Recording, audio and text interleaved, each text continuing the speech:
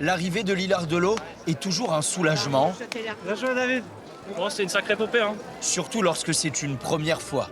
Je suis super fier. Je suis vraiment très content. Près de 10 heures auparavant, nous retrouvons David sur la ligne de départ. Du coup, Guillaume, c'est toi qui as la trace. Rassuré par les copains tout autour. C'est vrai que j'appréhende un petit peu tout le monde quand on voit toutes les personnes qui sont là. Je me dis comment est-ce que ça va se passer. Mais oui, c'est un bon moment. En effet, il y a du monde au départ, dans la roue d'une légende du cyclisme, Laurent Jalabert est le premier à s'élancer. C'est parti pour 167 km vers la mer et Ardelot. Les copains se regroupent, puis forment des pelotons, dignes d'une vraie course cycliste.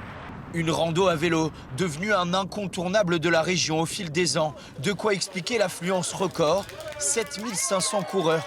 Les dossards se sont arrachés en quelques heures seulement. Les parcours qui changent, la convivialité, les petites communes qu'on va passer, il y a des encouragements et puis on va à la mer quand même.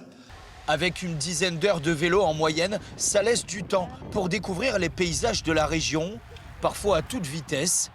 Mais l'explication de cet engouement est surtout à trouver du côté de la difficulté, incarnée cette année par la côte du Haut-Pichot et ses 14%, la dernière ascension du parcours.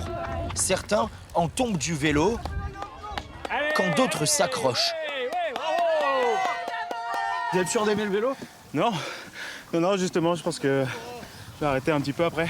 Dans quelques semaines, les stars du Tour de France vont emprunter le même tracé. Alors au-delà des sourires, des souvenirs, Lillard-de-Laux permet de s'imaginer une journée au moins dans la peau d'un vrai coureur du peloton.